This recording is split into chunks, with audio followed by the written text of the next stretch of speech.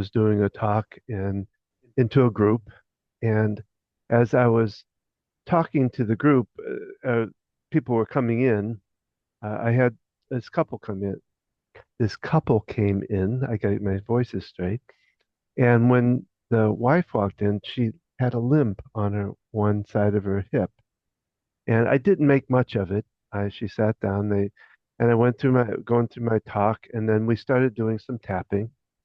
As we're doing the tapping, I noticed out of the corner of my eye that she was crying. So I stopped my talk and I went over to her and I just said, how can I help you? What's going on? She said, well, about a year ago, I was in an accident. And she said, I had this pain in my hip, kind of a spur in my hip, and I have not been able to make it go away. But while we were tapping, it like exploded in my hip and went down my leg, and it kind of disappeared. And I of course I had her get up and walk across the room, and of course she didn't have any limp. So she was very impressed with me and decided to join in with some of my sessions. And we came in and we were working on this. And the crux of it was that this accident she was in, she and her father were very close knit. They had a business together, they worked together all the time. And this one particular evening, her brother was in town and they were going to drive down to her brother's house. And it was about a 2 or 3 hour drive. And as she was getting in the car, she was going to sit in the front seat and her dad was going to sit in the back. And she said, Dad, I'm really tired and I want to lay down in the back. Would you mind switching, places with me? And he's like, oh, that's fine. Except when they had the accident, someone died, the father died, and she had such love for her father, such grief and all that from what was going on, plus all the guilt. We kind of talk about this too, as one of the things we deal with is guilt in this process we go through. And she was, as she started to talk about it, she said, all the thoughts come out in her mind of, how terrible of me to do this. It should have been me up there. I can't believe I killed my father. I mean, those are the literal words coming out of her mouth. And we literally had to work through all of those words and all of that grief that she was holding, because it what I find in it, and it really helps me to express what this does even to the body, and how even grief and guilt and things like that can work into a physical format in your body. And that's what that was. And we worked through it. It took about 6 or 7 sessions for her, and she left there with no pain in her hip at all. And about a year later, I ran into her husband at another talk that I was doing, and I asked her. I said, she didn't go with him at that time. I said, how is she doing? He said that never came back. Wow. And again, just proves out again how strong our mind is and how it can do detrimental things to our body as well as our mind. And that was a big proof of it. And I don't know. It's like I say, it's been years since I've seen her, but I would imagine that she's changed her whole feelings around her dad. And what we came back with a lot of that was talking about, you know, would you really want your dad to see you go through this? And he loved you so much that he wouldn't want you to go through this kind of suffering. You know, so that was a very eye-opening experience for me to see what the mind can do to the body. Well, hello, this is Gina And this is Don. with Focused Healthy Family. This is podcast number 209. And today we're talking about facing feelings, and this is Personal Caregivers Part 2. So this is our third installment of our Facing Feelings. But first, we have a joke. Oh yes, let me get my jokes up here. Sorry, my mind went kind of blank on me there for a second. All right. Well, there's 3 different ones here. I'm going to go with the one I think's the worst first. Don't complain about our coffee. You'll be old and weak yourself someday. Management. The next one is they say you're old as you feel. I think I must be an exhumed mummy. And the last one, have you, let's see, hey, have you, let's see, this is a doctor with his little ear scope into the side of an ear. He says, hey, you have a suppository in your ear. And the man goes, rats, now I know where my hearing aid did.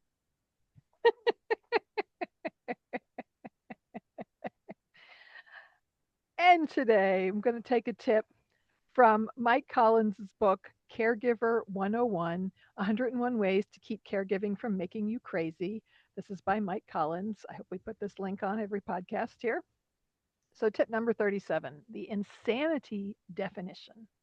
The old cliche is attributed to Albert Einstein is the definition of insanity is doing the same thing over and over and expecting different results. So, if you are not experiencing caregiving as you wish, you may need to do.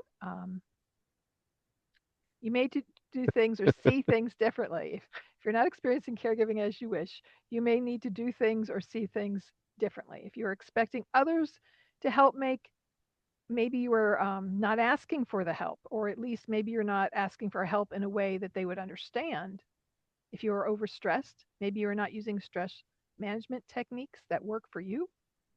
So ask yourself this question: what could you be doing differently that might make a difference in your caregiving experience? I love that, Well, and doing. it kind of talks about what, we're going to be talking a little bit about burnout. And one of the things they talk about that is asking for help. Mhm. So I've heard parents say this. I've heard family members of aging loved ones say, I tell them over and over and over again. And it's like, yeah, if you keep doing the same thing and they're not responding differently, the problem is not them, right?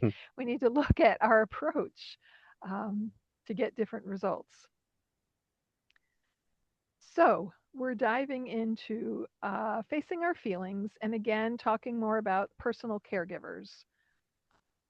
And Don, as you talked about that story and the power of our mind on our body, I mean, we see this all the time and the effects it has physically and the power of our mind to heal. Yes. The other side of the coin of that story that you told. Yeah, it was that was very rewarding to be able to, and I now see it quite a bit that if you get this changed up here, it can really change a lot of things, not just.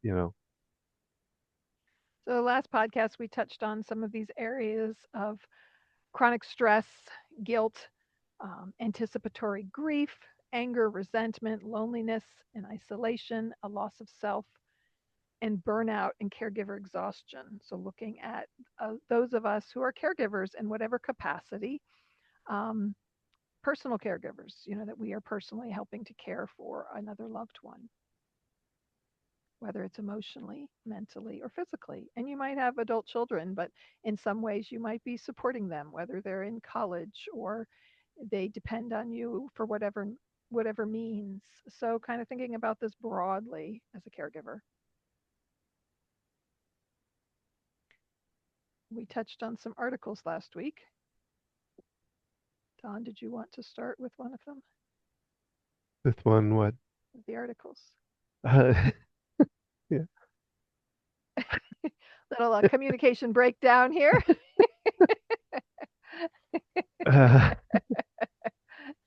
well, they go through like the first one is talk about healthcare, talk to a healthcare provider, getting some um, additional help from from the medical world, but also other caregivers that can help you through this too.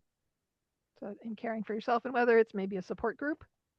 There are support groups for lots of different things, whether it's grief, but um, what there's support for people with dementia, with stroke recovery, all these different aspects, going to a meeting with other people dealing with similar things. And the beauty of today is finding even an online support group, whether it's a group of people that are a chat that you can discuss things over time, or regular meetup that they hold. Take a look around, see what other resources are, and if we find several, we can post those. Well, and one thing I run into this quite a bit, and I just ran into somebody recently. They you kind of give up on yourself, and they talk about making time for for oneself, and I find, and I think we're getting more and more aware of that, of giving time to yourself, but it becomes very, and we saw this too in what we did.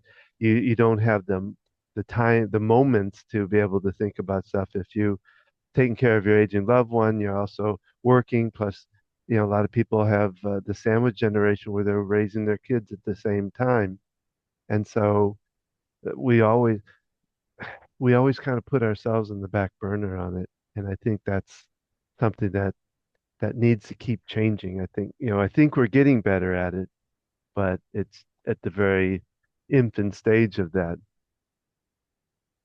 And we can get so busy and get out of the habit of things that we were doing that cared for ourselves and not realize it can kind of slowly build up over time. Well, yeah, and they talk about asking for help, and I deal with a lot of what I call pleasers and givers in this. I probably, 80% of the people that come to me are that. And, this takes pleasing and giving to another level with caregiving.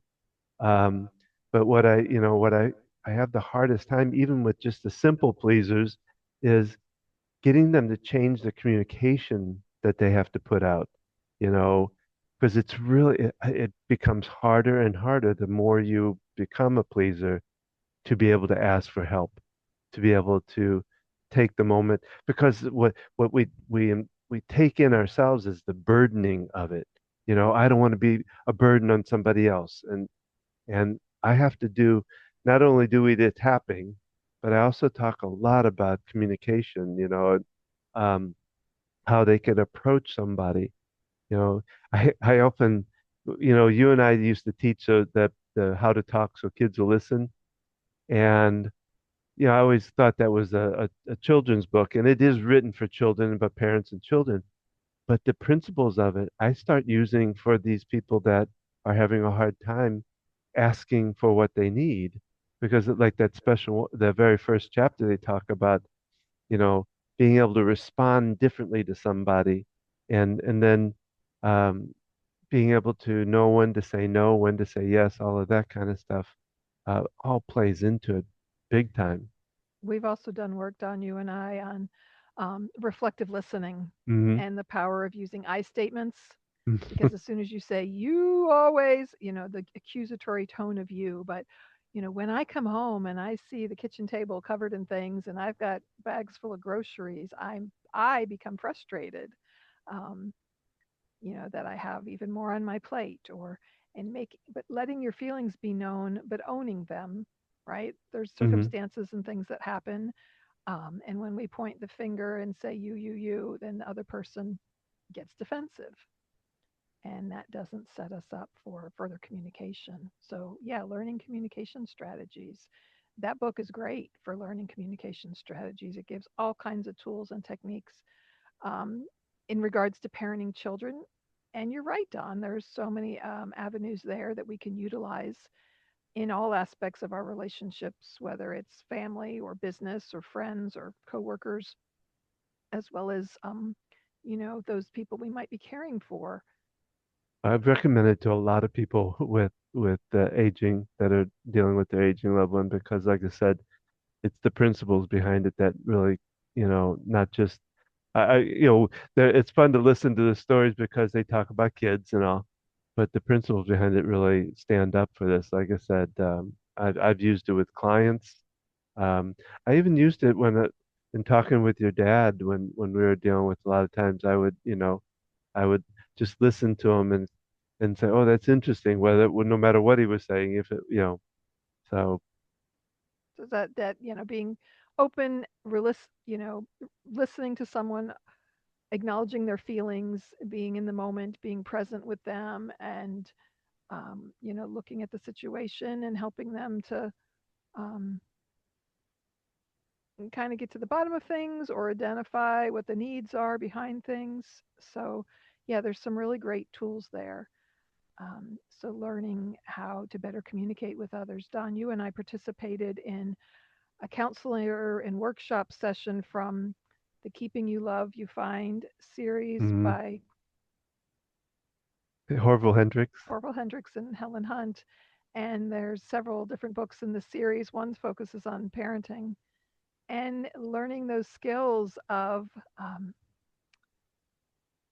reflective listening, mirroring, where you're, letting the other person know that you've heard what they've said. Although I know that it personally annoys our teenager. Why do you keep repeating what I'm saying? Um,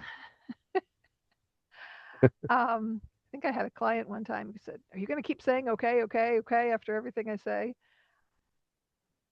Yeah, you have to form those words to the person you're dealing with, you know.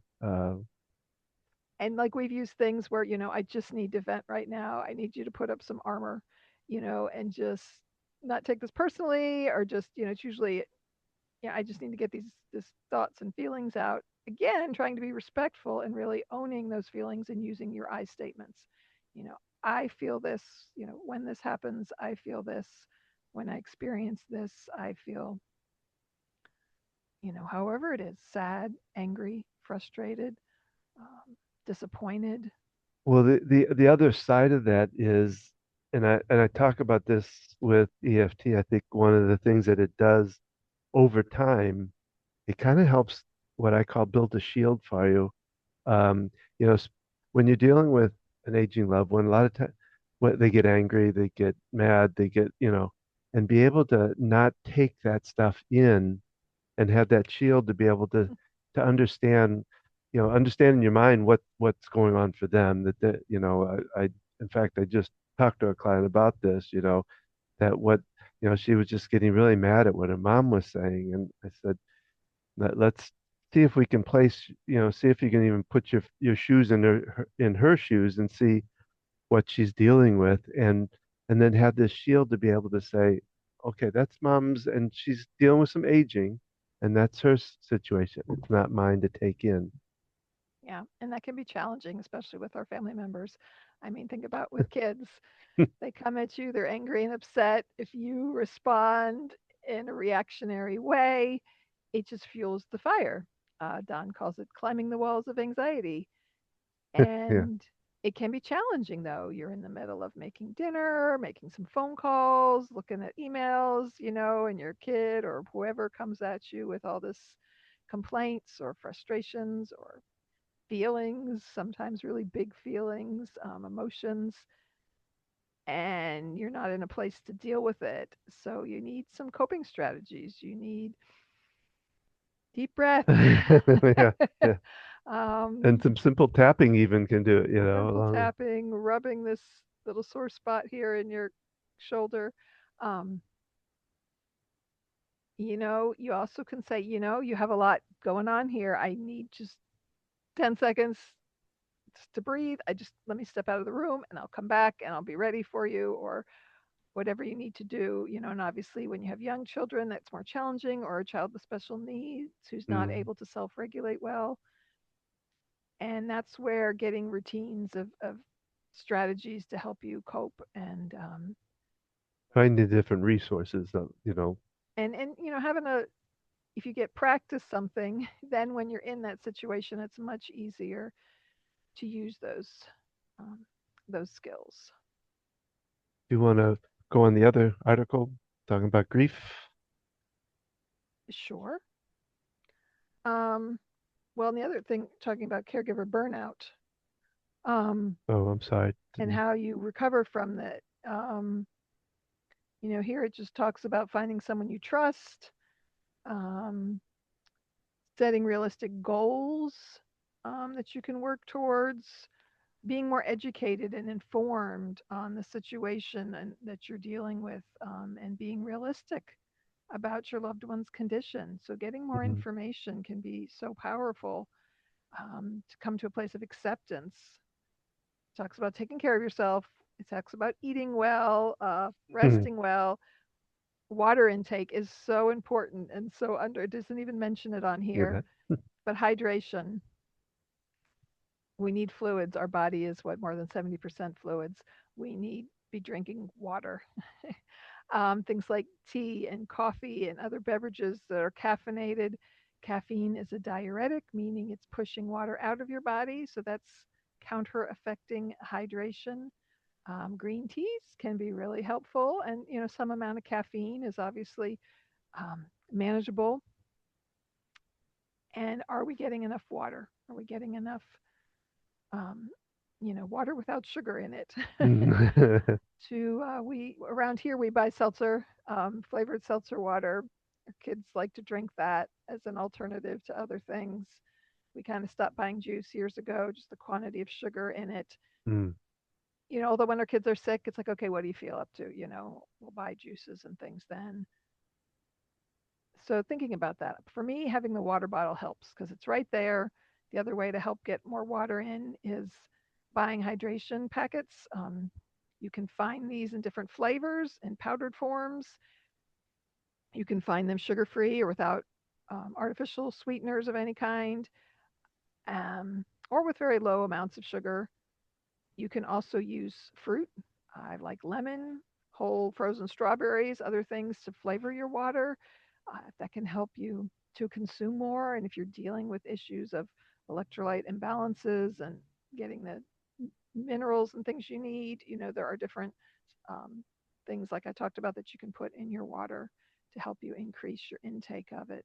You can just use a regular pitcher, put some fresh or frozen fruit into it that kind of diffuses into the water. You can either use a mesh bag or they make specific diffusers, but you really don't need that. If you have a screen or something as you pour out the water, it can be a great way to get you as well as others drinking more water. And then the last thing they have is accepting feelings, knowing it's Mm. okay if you have negative feelings, right? Not trying to, well, let's be more positive about this. Don't feel that way. Oh, don't cry, Yeah, cheer yeah. up. Well, and like the way I kind of talk to my clients about it, if it's a if you scale of 1 to 10, and and that feeling you have is a 10 and a 10 plus, meaning that it's the worst, and you try to tell your mind that everything's okay, I'm fine. I know my mind kind of blows up with that kind of thought. It's like you're not fine. And so being able to accept it so you can work on changing it. So, and grief is something that takes a long time to get past. In fact, I don't think we ever fully get past grief. No, it's more, I was talking with someone recently, someone I work with in my work as an occupational therapist who lost her husband. And, we talked about that, grief, she's like, I have days when I just cry. I'm like, that's okay, Yeah, and it's a yeah, gradual acceptance of it that it slowly gets less intense and yeah. and to Kind of be okay with that. you kind of go from like the grief and the pain around it to, like I say, to more of a grief with sadness that will linger. I still miss my dad. I wish that there are times that I I never could see got to him. meet him. I never Yeah, got to meet my father-in-law, and obviously never got to meet uh, our children, his grandchildren. So yeah, sort of a sadness there and acknowledging that. So, we talked about taking care of yourself. Obviously, exercise, nutrition, having, my favorite on the go is to make myself a smoothie. I use collagen powder. There's different forms of protein powders, but I like one that's just pure collagen. It gives me a source of protein. I'll use frozen fruit. I'll use unsweetened almond milk. I often put some like frozen spinach in it, some kind of greens, and with the protein powder, I'll even put in more than the 2 scoops that gives me 20 grams to make sure I'm getting that. And sometimes it's hard to eat when you're on the go or anxiety and stress, but you might be able to drink some fluids. well, we talked about, yeah, I think in the last one we kind of touched upon the idea of because they talk about this about recognizing the grief, understanding. We I think we still kind of think of grief as something that's with a funeral, with somebody dying, but Hmm. it goes into much deeper than that. There's grief around every kind of change and transition, whether it's small or big. And I think it's important that we recognize it and that it it takes some time to get past that grief. As an example, after living over 22 years at our former house, where two of our children were born into that home and lived there their whole life until that point, um, and we moved. And as exciting as it was to move, there was some sadness. I miss the old house. I still get frustrated when I can't find something. I can picture exactly where it was at the old house, especially when it comes to the kitchen. And I'm like, it's supposed to be right here. Um, and there was some sadness. We really enjoyed where we lived. We had lived in the Charlotte area and this, the section outside of Charlotte for a long time. I mean, pretty much since I moved to Charlotte, we had been in the same side of town and this general area, and it was just part of our life. And there was definitely some sadness there, and that change and Mhm. that loss. And I used to take a walk through the neighborhood, and there was some wooded area, that some unfinished lots, and there was like a cleared dirt path, and I would take a walk through the woods easily. And Got all, my cardio hill, remember that? yeah, there was a real steep hill in the neighborhood. Yep. So the sadness, we left behind an outside cat who a neighbor kind of took over caring for. Well, there were two when we left. And that change. Um, my parents had built a house on Lake Murray, South Carolina, and to retire to. And we would gather down there. And when it got to the point where they realized they couldn't continue living there, the upkeep of this very large house and the property, on the water and the dock and everything, dealing with the boats, there was a lot of sadness. Hmm. And when we left there, we no longer would have big family gatherings with all the kids, and we'd have plenty of bedrooms for all of us to sleep in, and we could get away. For me, it was people were now coming locally to us, and so we were local. But whereas before going there, I would take off from work. It would be away from home. It would be an opportunity to get away. So grief can look many different ways as our children go through different stages of our life. Um, Experiencing grief feelings, Don, with the things you've been through, Hmm. from the first time you had a heart attack, and just shifting that role of being your partner. And then I had to step into a caregiver role, and that changes. It changes our relationship. It changes how I look at things. You've had open heart surgery, you've had a second massive heart attack, and um, so there's grief in that experience. And even though you're currently healthy and functioning well and things are in good order, there's still a sense of loss of what was. And Yeah, you I had a know client call me today and he said, "Are you doing okay? Yeah. Are you feeling okay?" I said, "Yeah, I feel really good." He said, "Are you back in business?" I said, "Yeah, yeah." I said, so he wants to work with me again, but he was a really good client, and so it was really neat to him asking me that kind of questions. I hadn't talked to him in a long time. Okay, so somehow he knew, him personally as well, that he knew that you had had another heart attack. Well, And I was dealing with him at the time that oh, he was one of the ones you were yeah, working with. and so I had at this last time, and so I just let him know what was going on, that I had to back off. Anyway, I mean, the last thing well, not the last thing, but one of the things they talked about is being more present with the grief and Mm. not wrapping too much into the future of it. So not trying to push it away, not trying to Oh, yeah, that's manage it, but okay, yeah, it's like you go through the five stages of grief with Elizabeth Kubler-Ross, and looking at the acceptance and the different components. So like being okay, like right now I'm just really angry about this situation, and just acknowledging that right now I'm just really sad. And so being present with what you're feeling and not trying to push it away and not trying to jump to the next stage, or um, well, you talk about Dr. Kubler-Ross. Um, when I don't know if I'm trying to remember because I think I took that after my dad died, but I set that up beforehand because I think it was at the end of the Oh, you signed up for a course beforehand. and that was dealing with the stages of grief, I think loss or I think we set all death that and up dying for the class. next year, Okay. and it was kind of interesting. It was a good learning process because it does take you through the steps that happen. So, but So yeah, being present with where you are right now and just coming to that acceptance. Um, so we'll be exploring more topics as related to this. yeah, we're going to be going into the siblings and the other members of the family. Like I said, everybody gets wrapped up in this, so we'll be talking more about that. So, but it's thanks for joining us today for our podcast, and we hope you really enjoyed it. Hopefully, you'll be able to leave us some comments or some thoughts of what you want to hear from us.